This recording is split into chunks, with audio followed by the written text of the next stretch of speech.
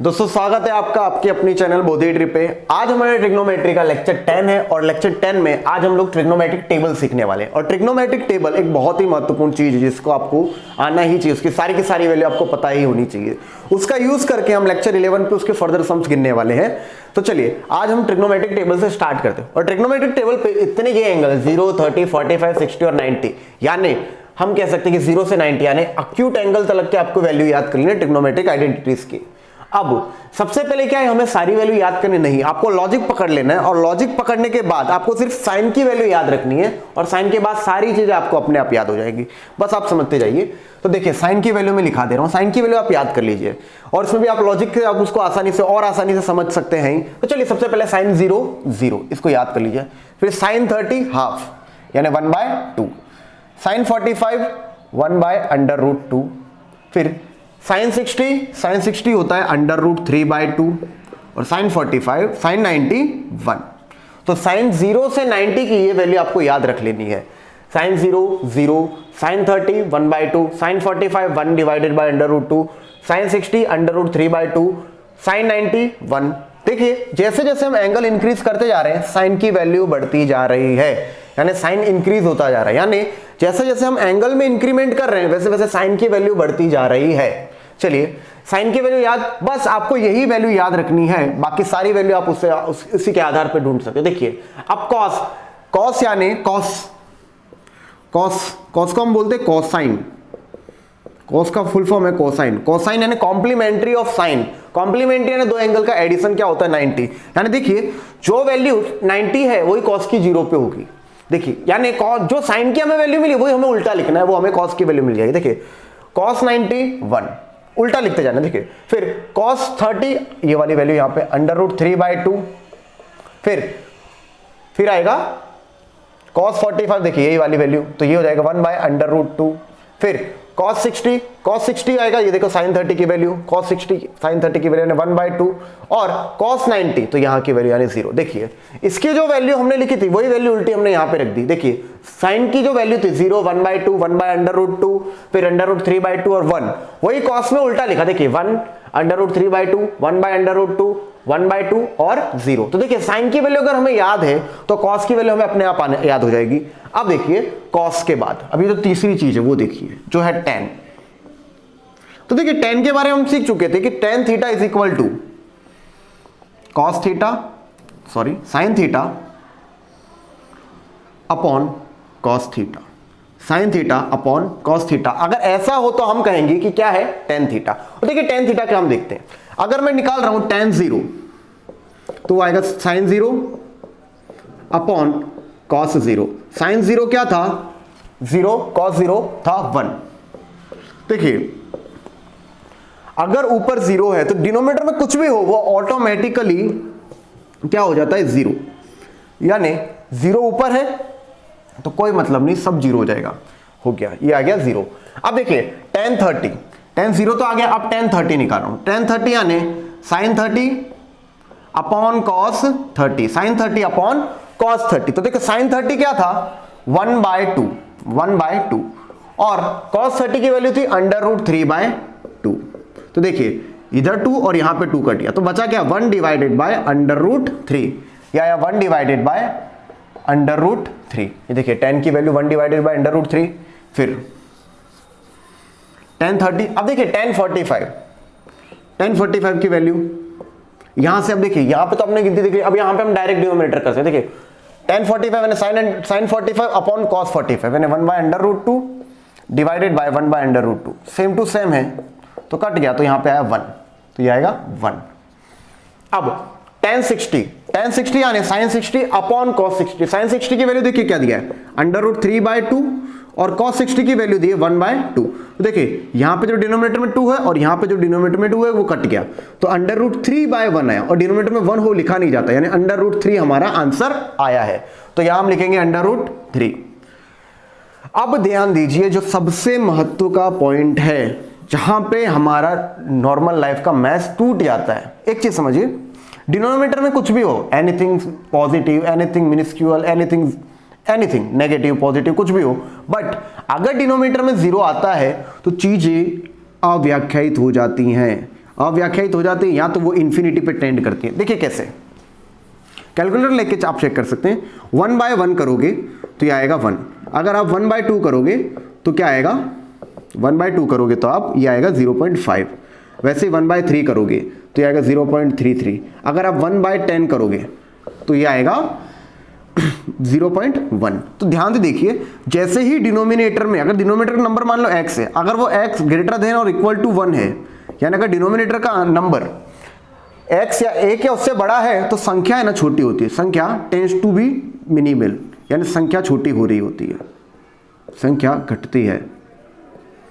यानी अगर संख्या बटे की जो संख्या है, डिनोमिनेटर की जो भी नंबर है, वो अगर जैसे जैसे बढ़ता जाता है वैसे वैसे संख्या छोटी होती जा रही है। पर इसका उल्टा आपने कभी, हमने इस चीज का कन्वर्स नहीं सोचा, उल्टा यानी क्या हो, यदि जो बटे की जो संख्या दी गई, यानी डिनोमिनेटर में जो संख्या दी, उसके बारे में हम आइडिया देख रहे हैं। देखो बटे में 1/10 तो देखा हमने, 1/2 देखा, 1/3 देखा, पर क्या हम बटे में 1/0.1 नहीं देख सकते? अगर हमने 0.1 देखा तो देखिए क्या आएगा, 1/0.1 को मैं लिख सकता हूं 1/10, तो देखिए 10 का 10 ऊपर।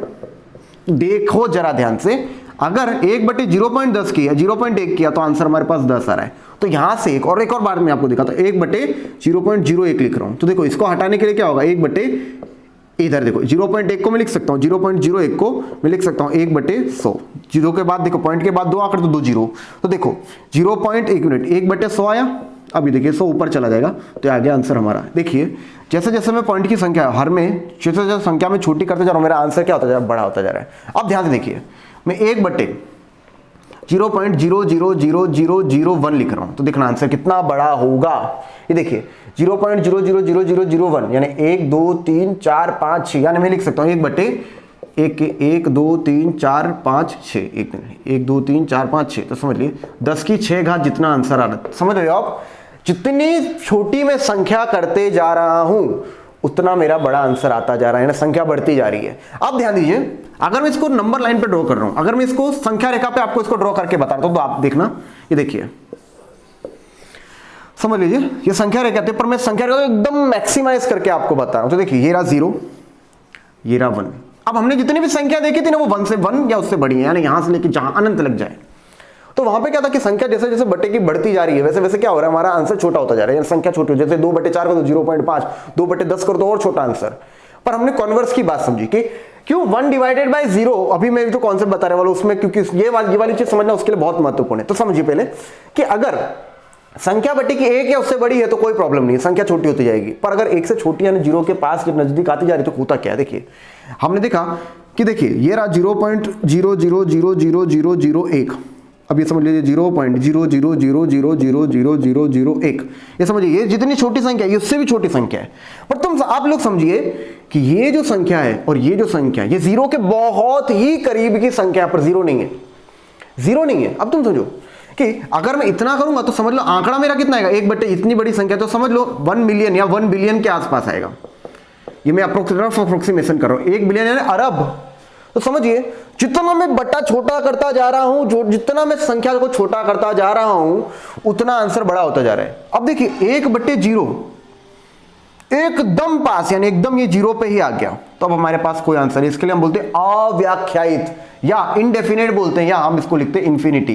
That's why 1/0 is not defined, और we can say that it is infinity. आप समझ चुके हैं क्या कि जैसे जैसे हम संख्या छोटी करते जाते हैं 1 से छोटी, और वो डिनोमिनेटर में अगर हो तो संख्या हमारी बड़ी होती जा रही है, और एग्जैक्ट 0 हो जाएगी तो संख्या बहुत बड़ी होगी। वो कितनी बड़ी होगी, we don't have any idea of that. That's why इसको हम लिखेंगे इंफिनिटी या नॉट डिफाइंड। ये वाली चीज आप समझ लीजिए, 0 upon anything 0, but anything upon 0, anything यानी कुछ भी ऊपर, बट अगर बट्टे में 0 आ गया तो ये नॉट डिफाइंड। यार अगर आपको 0 बट्टे में 0 दिख जाए तो आप लिख देना नॉट डिफाइंड। अब देखिए ये तो आपको आ गया। अब देखिए ये जो मैंने जगह खाली छोड़ी थी, ये मैंने क्यों खाली छोड़ी थी, क्योंकि मैंने तुम्हें आपको आइडिया दिया था, वो था रेसिप्रोकल का। अगर दो चीज एक दूसरे के रेसिप्रोकल यानी व्यस्त है, तो व्यस्त होने की वजह से क्या बोलेंगे कि इसका जो मान है उल्टा होगा उसका मान। जैसे कि देखो 1 का व्यस्त देखिए, समझ लो 2/3 का व्यस्त क्या है, व्यस्त कहा गया है, मान उलट देना है। 2/3 का व्यस्त क्या है, 3/2 करना है हमें। 2/3 का व्यस्त 3/2 आएगा। तो क्या करना है, व्यस्त होता है यानी हमें क्या करना, तो मान उलट देना होता है, उसकी वैल्यू को घुमा देना होता है। अब समझिए कॉसेक की, ये देखो साइन का व्यस्त है कॉसेक, यानी साइन की जो 30 पे वैल्यू है वही वैल्यू कॉसेक के घुमाने पे मिलेगी हमें। तो देखिए कैसे हमें मिलेगा, तो साइन 0 0 कॉसेक 0, यानी देखो 0 यानी 0, एक मिनट 0 लिखा तो 0/1 हम कर सकते, देखो फिर इसका क्या हो जाएगा व्यस्त, यानी 1/0। और अभी मैंने आपको कहा था कि अगर 0 डिनोमिनेटर में आएगा तो वो हो जाएगा इंफिनिटी या नॉट डिफाइंड, तो यहां पे मैं लिखूंगा इंफिनिटी। अब देखिए यह 1/2, इसको घुमा दो तो क्या होगा 2।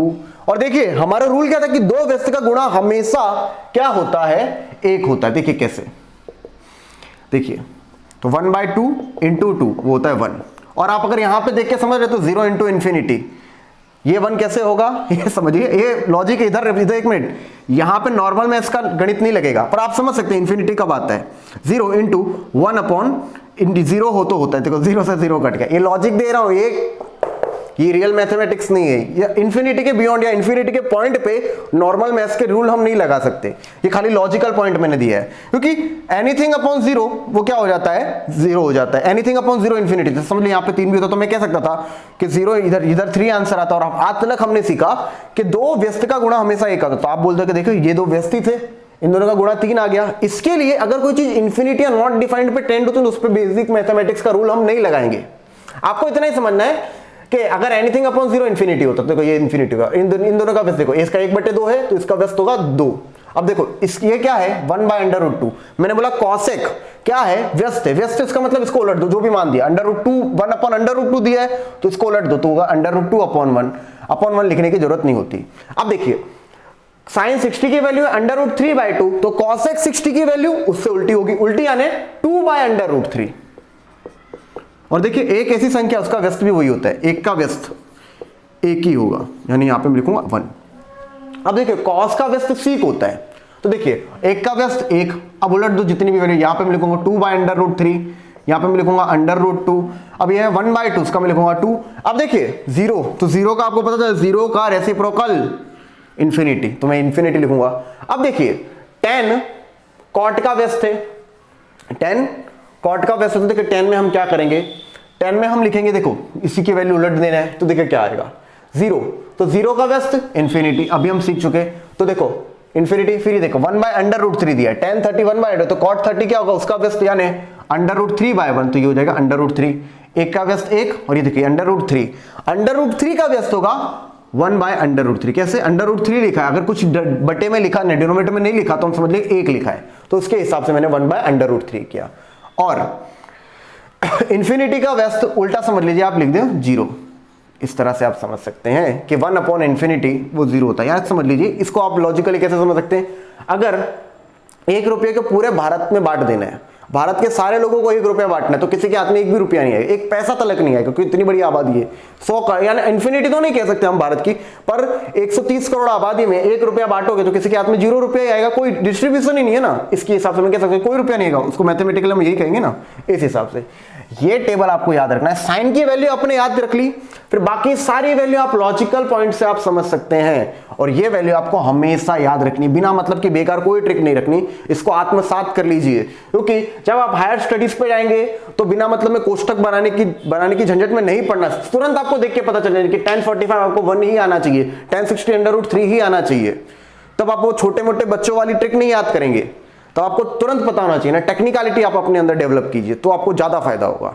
ठीक है, तो ये टेबल है आज के लेक्चर नंबर 10 पे, आज मैं सिर्फ आपको टेबल बताऊंगा, और नेक्स्ट लेक्चर है लेक्चर नंबर 11 पे हम इसके सम गिनने वाले हैं कि इस टेबल पे जो वैल्यू दी है उस पे आधारित हम कितने सम गिनेंगे। तो आपको ये सब पता चला होगा, कोई भी डाउट हो तो आप कमेंट सेक्शन पे आपके कमेंट दीजिएगा। ओके।